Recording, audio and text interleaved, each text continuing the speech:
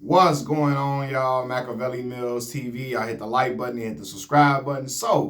One of my subscribers just commented something under my video where I talked about Kendrick Lamar versus Drake being the greatest or the most significant hip hop battle we've ever seen in hip hop history. I didn't say the greatest, but I think I said the most significant or something like that. And he commented it. Basically, I'm paraphrasing. He was asking, why is Drake expected to speak on black issues? Why is he expected to speak up for black folks? And other artists aren't expected to do the same thing. And he brought up like 21 Savage, Lil Durk, Young Thug, etc. And I thought this was a very interesting topic to discuss. And this is like, I'm just going off the whim, off the cuff. So if I stutter or I'm like pausing and think about certain things, please bear with me. But yeah, I'm like, okay, let's talk about that. Should 21 Savage, Young Thug, Lil Durk and them speak on issues within the black community? Yes. And I'm not saying they have to do it in their music, but they should, right? They should. These are artists who come from street culture, who talk about street culture in their music, and it is impressionable to kids. So I definitely see like, well, why aren't they expected to speak on black issues and things like that? And they should be speaking on these issues as well. Now, some people will call them out for hypocrisy, right? But they should speak on these issues. Now, as it pertains to Drake, I think he's expected to speak on the issues that are ailing the black community, like police brutality and systemic racism, etc., and all of that, due to the fact that Drake was raised by a white Jewish mother in a white Jewish neighborhood. He went to a white Jewish school, right? He was not raised in black culture at all. At all. And I know so by the way he used to get his haircut. Okay? That tells me everything I need to know. His haircut looked like somebody put a bowl on his head and cut around it. Like he was in an area where he didn't even know what a fade or nothing like that was for real. You know, I'm not even trying to be funny, but it's just an indicator that he was not raised in black culture, right? And so when you're an individual who was not raised in black culture at all, but when you become a rapper, you start doing music videos in the hood and standing next to these street artists and standing next to and all the artists that you're collaborating with, majority of the artists you're collaborating with are street artists from the hood, and you always in their videos going to their hood and posting up with them.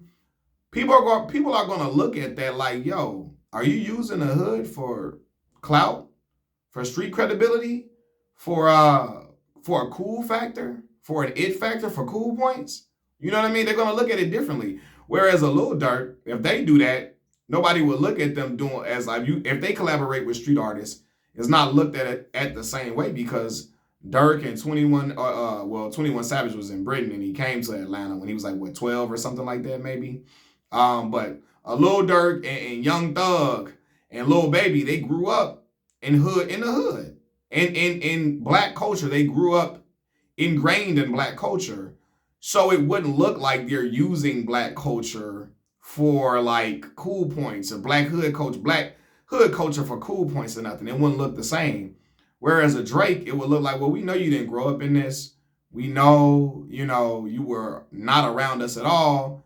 But you coming around here you always collaborating with these artists and posting up in the hood is going to look like you're using the hood for certain cool points and all of that. So if people feel like you're using the hood for street credibility and cool points, then you're going to be expected to speak up for black folks that come from these black American places that you always doing videos in. They were like, yo, well, if you're coming to use this black American street culture, black American culture for like, cool points, well, speak up for black people when systemic racism is happening to us, when racial prejudice is running rampant in America, when you see black people being gunned down unjustly by law enforcement, speak up for black folks. They feel like that's the least you could do if you're coming to the hood and using black culture for cool points. You get what I'm saying? If that makes any sense. They feel like that's the least you could do for black people. And I'm not saying you got to do it in your music, because everybody can't do that in their music. It might sound awkward to some people to do it in their music, but you can put out a statement, put out some statements, all type of stuff. Drake has incredible reach with an audience that is not primarily black at all. Like, his audience has all different type of ethnicities. And if he says something, people will latch on to it. They will try to connect to it because he has that. Drake is one of the biggest chameleons I've seen in hip hop. He can go host Saturday Night Live. He can go do the Ellen DeGeneres show. He can go and come do the BET Awards. He can host the Grammys. He could be in black spaces, white spaces. He can be in Jewish spaces. He can be in Asian spaces. He can be in Hispanic spaces. He doing Latin music. He is a big chameleon. He can go and change up and do all. He can fit in different areas and different circles and different environments and all of that, right? And so when you have a reach that wide and you're using black culture for cool points, speak up for us. That's what black people saying. You know, again, when you don't come from the culture, you didn't grow up in it, and you grew up you grew up in a white Jewish culture, you had a bar mitzvah, you weren't really connected to black culture, you come to the hood and keep doing videos in the hood and wanting to stand next to street artists is going to look like you're using black culture, right, for cool points. And if you're doing that, something is expected of you. Not monetarily, but, hey, lend your voice to what's going on in the communities. You know, rappers who are, I'm going to say this though, in hip hop culture, street rappers aren't expected to do that, but they should be speaking. I ain't saying they got to do it in their music, but they should be speaking up for black folks. But brothers who are somewhat conscious in their delivery, in their music, they're expected to do so. Brothers who aren't street rappers, I'm going to say this, brothers who just aren't street rappers, they expect them to do that. And when you got a little bit of consciousness to you, or you can be a little introspective in records, when you have some substance to you, you're expected to do that. Kendrick Lamar and J. Cole could never get away with that, right? Now, someone asked me, why isn't J. Cole pressed the same way? Well, J. Cole speaks up for black folks all the time. I remember watching him on David Letterman. And then when 2014 Forest Hills Drive was coming out, he didn't even do a song off the album. He did a song dedicated to black folks amidst police brutality, right? He did something most artists wouldn't do. Most artists would want to perform a song on their album because, hey, I'm in front of an audience that can expand my reach and all of that. And he chose to do a song called Be Free that he made, talking about black folks and stuff that's going on in black communities, stuff that are ailing us, including police brutality, you know, which is commendable. And again, they asking about Cole because Cole has a white mom. But with Cole, even though he has a white mom, he grew up in the black communities, went to school with black people, grew up with black folks. He grew up in black culture, so much so, I didn't even know Cole mama was white until just listening to his music.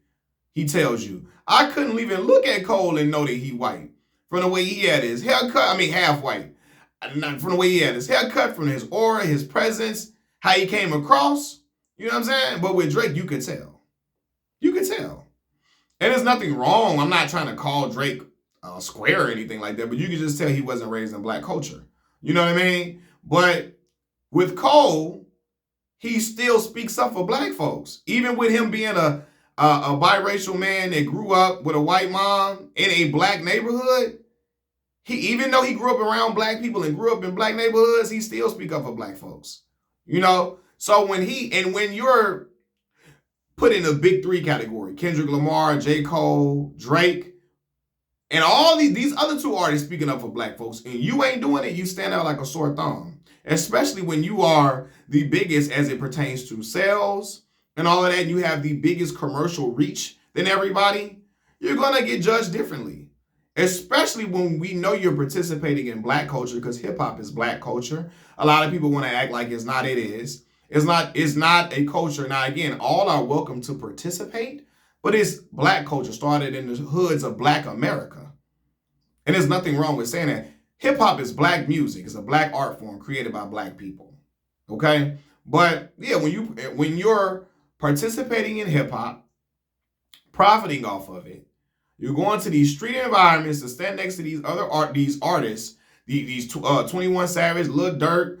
I mean, and again, even as a fan of Drake music, I noticed he always wanted to try to affiliate himself and get close to street artists. Coming to Chicago, rocking with King Louis, 600 Breezy, Lil Durk, shouting out Lil Reese, shouting out to Keith, shouting out Fredo, putting Fredo Santana in a Hold On, we're going home video. Putting Fredo Santana in that. You know, going to Memphis, collaborating with Black Boy JB, standing next to Project Pat now. When Drake came in the game, he was a backpacker.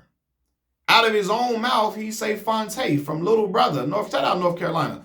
He say Fonte is his favorite rapper. Fonte is outstanding. Well, if Fontigolo is your favorite rapper, why you ain't got Fonte on none of your songs since you got big? He collaborated with Fonte back in like 2008 on a song called Think Good Thoughts that Knife Wonder produced, which is an outstanding track, and Fonte got busy, right? No, Knife Wonder did. No, yeah, Knife. I think Knife Wonder did. Knife Wonder did produce that. He did, right? But yeah, why aren't you collaborating with none of these conscious brothers and backpack rappers that you were shaped in the form of when you first hit the scene? Because it doesn't do anything for street credibility. It doesn't do anything for your cool points. Only conscious artist he will really collaborate with is Cole. And that's because Cole has a humongous following like him. Other than that, he ain't collaborating with no other backpackers, no conscious rappers, none of that. He only collaborating with street dudes because it gives him a certain appeal that he wants. And listen, I'm just keeping it real. Like, you'll be lying to yourself if you don't think Drake wants a certain hood approval, hood stamp. He does. Like a lot of people who did not grow up in the hood. So a lot of people like that. They want that hood approval, hood stamp. You know what I'm saying? Rather than just getting it organically, he want to stand next to them and all of that. And again, I'm a fan of the music. I've been a fan of Drake's music, and I'm not going to say I'm not now just because of the beef. I'm just, as a fan of Drake's music, I've always said this about him for years. And I can see why people look at him like that. Yo, he don't never speak out for black issues, but he coming to the hood and using the hood for cool points. You're going to get looked at differently, and you're going to be expected to say, speak up for black people, especially when you don't come from our culture for real. And then you're using the culture for cool points and all of that. You're going to be expected to say something. Your feet are going to get held to the fire more than others who come from the community, who come from the culture. You are. It's just a fact. It's just a fact of the matter. You know what I mean? It is what it is.